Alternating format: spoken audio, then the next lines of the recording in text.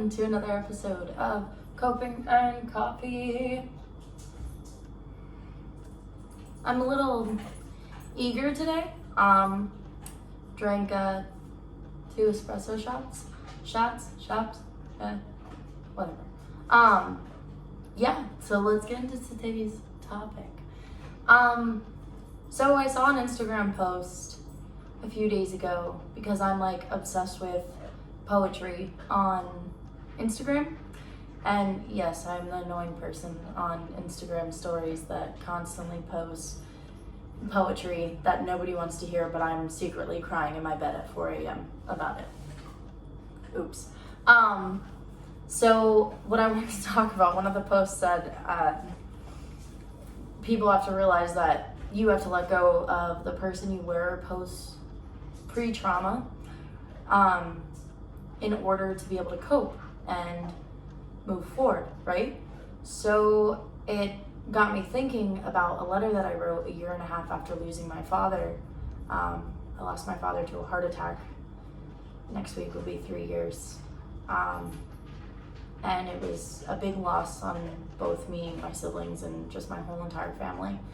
And one of the things that I noticed in my grieving process was when I finally realized that I had been so obsessed with the person that I was before, and I finally started taking those steps to letting go of her, it was so relieving. And writing a letter to my past self really helped me. I'll actually leave the letter in my bio if you guys would like to read it. It's very personal. I actually posted on my blog about 1 year ago. It's just very personal, so I feel really, really weird reading it out loud, but it's just something that I really wanted to talk about today, and go into depth a little bit more. And I felt like talking about it would be more valuable than you guys actually reading my letter. But if you guys need some inspiration, it's below. But yeah, so letting go of the person that you were before the trauma, and that doesn't even, in my experience, and I can only talk about it from my experience, it has to do more with the grieving process. But even if your trauma is based in abuse and topics like that, I think that it would be good to write a letter to yourself as well, because you need to let go of that person before and understand that you're stronger now. Even if you don't believe it, you've accomplished just so much by just being here today still. And if no one's told you, I'm proud of you, because I understand how hard it is to be going through your mental health journey and just not being able to let go of that person you were. So before I lost my dad, I was a lot thinner. I felt like I was still very much so into my inner child. I was so happy and wide-eyed, and I could not see myself being that way anymore. 1 year, 1.5 years into the grief, I felt like I lost my inner child. I felt like a piece of me was missing. And even though it's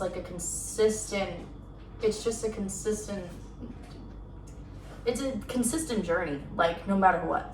In a few years, I'm still going to be building myself and still dealing with the pain of losing my father, no matter what. That's how grief works, at least for me. Especially with my mental health issues, that's how grief works. I consistently just go back to that and how I've grown from that and what I gained. And this is such an important topic to me because of the fact that when I started to realize that 1.5 years ago, I got out of the relationship that I was in, that I wasn't completely happy in.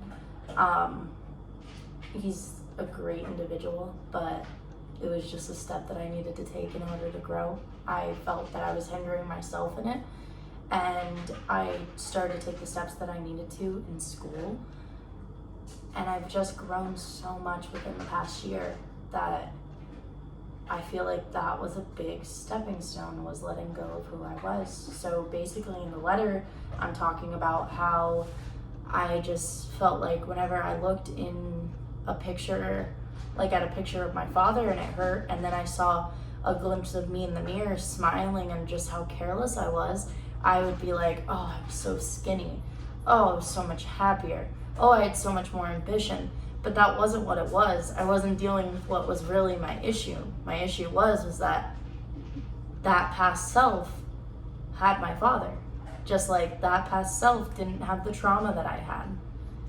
And by acknowledging that and acknowledging that she is gone, that is done, that was the old unique and now this is the new one, I was able to start reflecting. And now we're about to hit 3 years, and this is the first month that I'm honestly just reflecting and being grateful and looking around at the things my father gave me in order for me to improve myself, in order for my siblings to improve themselves, and for all of us to still be together and continuously growing. So I highly encourage you to try to write a letter to your past self, no matter how painful it is, no matter if you don't know what to say, because I guarantee as soon as you start typing, the words will come flowing. And you can say anything you want. Like with me, I thanked her. Like I thanked my past self. I appreciated the relationship that she made before my dad passed in order for me to be able to properly grieve, and for her to deal with the heartbreaks that I had before to properly grieve. And she didn't know that she was setting me up to become the person I am today. And it is so, I'm going to emphasize it over and over again, but it is so important that you do this and you tell yourself this. Like, I highly also encourage you to talk to yourself. Like, if you don't talk to yourself, how do you know what's going on? Just every now and then when you're by yourself, just vocalize it, let it out, you know? But yeah, or if you don't want to take the time to write a letter, at least think of 3 things that you've done since it all happened. Or think of 3 things that your younger self would be proud of you for, even if you don't have trauma. This is a good way to be able to toot your own horn for a second and actually be like, wow, I have come so far. And it's something to smile about, honestly, because I look back and I'm like, wow, I achieved the goals that I wanted to achieve at that age. I didn't even think that I would make it past my associate's degree, let alone getting into grad school and a 4+1 program at FIU. I didn't think that I would find confidence again after losing my father and gaining weight, and now I'm on a totally whole new health journey, mentally and physically, and I'm eating right and I'm dealing with my own issues. And 3, I would just say that the relationship that I have with my siblings, I feel like we're so much closer now, and we just have this inexplainable bond, and I'm just grateful that our dad instilled that into us in order to be able to be here today and be as close as we are. So yeah, it's so important to acknowledge how far you've come and just let go of that person you were, because now you have so much to build your character on. And I just hope you realize how beautiful of an individual you are, and how you are just a caterpillar right now waiting to become a butterfly. You're about to build your chrysalis, and your chrysalis is self-improvement and realizing how the past has affected you now and letting go of the past, but never forgetting it. That's also important. Never forget your past, because that's what brought you here today. Thank you for listening, and I hope you guys write a letter or give me 3 things in the comments that you feel like you've really improved on since, either starting a mental health journey or since the trauma that you've experienced. And I would love to hear it and share thoughts. Like, comment, subscribe. Have a great day, and thank you for joining me for Coping and Coffee. Bye.